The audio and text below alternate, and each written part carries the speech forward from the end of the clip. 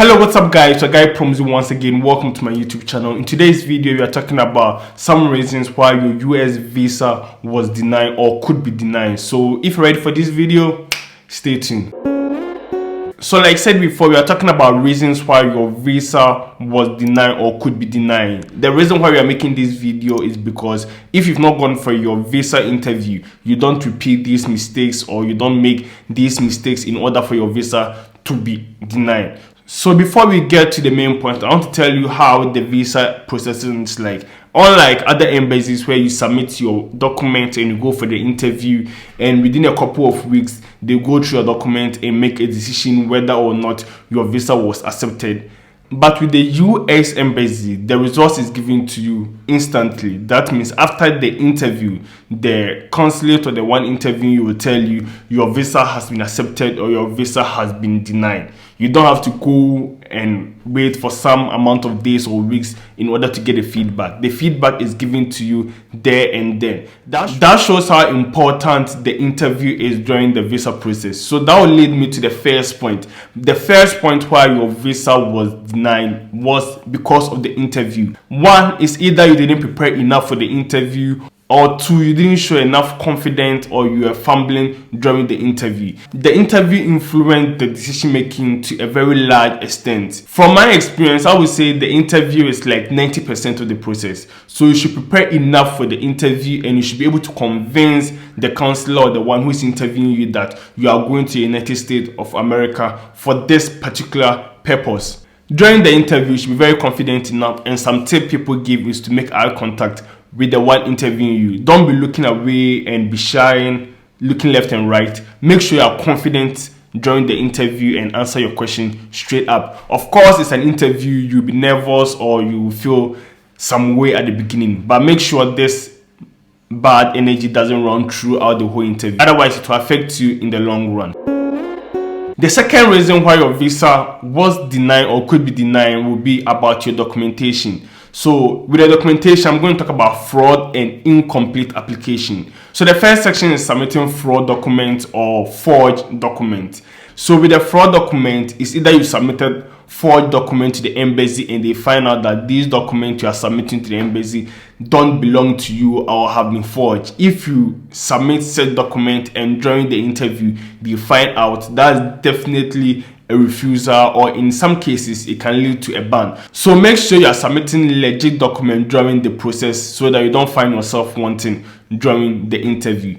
The second part about the documentation will be incomplete application or incomplete document. So during the visa, the consulate or the one interviewing you doesn't request for all the documents at once, but will ask for specific documents he think you should have for that particular visa you are applying for. So for instance, if he or she asks for your bank statement and you do not have your bank statement at that point, that means there's no way he or she could prove your financial status. Or if you say you are married and he's asking for your marriage certificate and you don't have your marriage certificate at the embassy to prove to the consulate that you are married, that means you don't have enough document to prove whatever you are saying. I've already done a separate video talking about document checklist you should have or you should take to the embassy when you're applying for your visa. I'm going to put the link at the top corner here so that you can watch it later on. One other thing I would like to talk about under this documentation is the DS-160 form.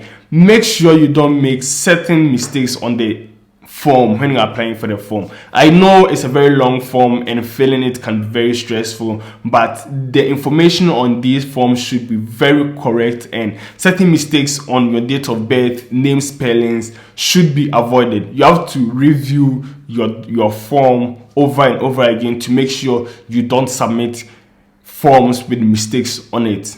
I will do a separate video where I take you guys through how to fill the DS-160 form so that you don't make certain mistakes. The third reason why your visa could be denied is history. Previous history or previous travel history or previous encounter at the embassy or the United States. If you've been to the United States embassy before and you've been rejected or you've been refused for some reason and you are reapplying again, and during your reapplication they ask you, have you been to the embassy before or have you been denied US visa before, and you say no, or you lie about this and they find out, which they will definitely find out.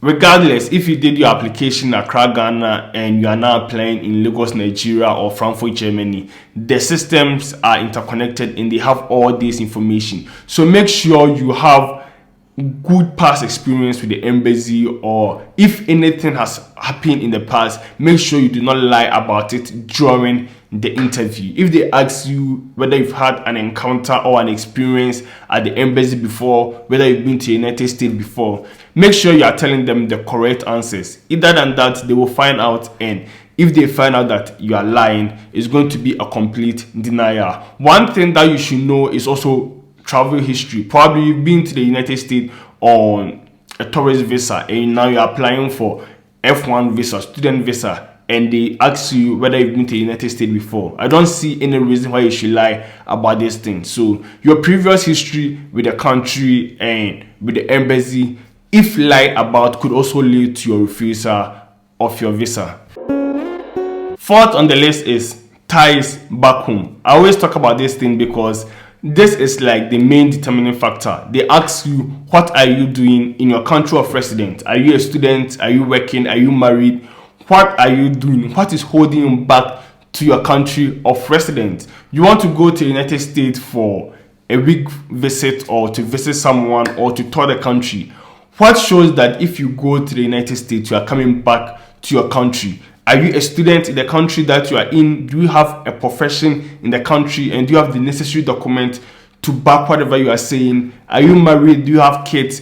Do you have anything in the country that you can't move to the United States? That's basically it. Let's say if you are in University of Ghana and you go to USA, there's no way University of Ghana is coming to US just because of you. You have to find your way back home in order to complete your education. So these are some of the things that you have will make a strong argument that you are going for this, you are going to the state for a short while and will definitely come back to your country of origin. If you don't have a very strong ties back home, then the counselor, the one who is issuing the visa, will say that there's nothing to lose when you go to the United States and decide to be an illegal immigrant in the States, or decide not to come back home. You have nothing to lose, because in the country of your origin, you really have nothing holding you back. So make sure you have strong ties holding you back in your country of origin when applying for your US visa. So the last point I'm talking about in this video is your financial status. Mostly people who are applying for B1, B2 visa should have enough money in their account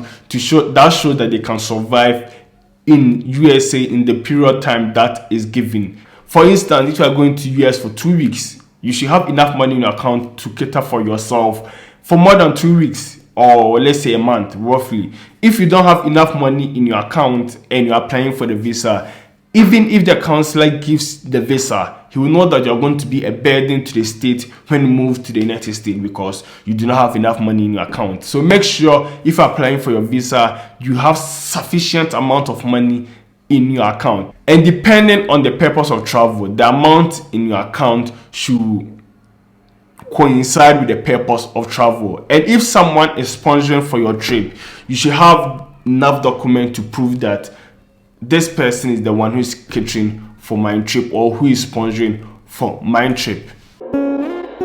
Honestly, the visa interview is not a very long process. It's a very short interview, but a lot can be derived from it. I've already done a separate video where I spoke about questions, most likely questions that will be asked during your visa interview. So if you are preparing for your visa interview, you can go and watch that video. I'll put the link here in the description below. So if you come to the end of this video, I hope you find this video very educative and informative. If you did, don't forget to like, subscribe, and share this content. Like always, the name is Promzy and I'm signing out. Peace.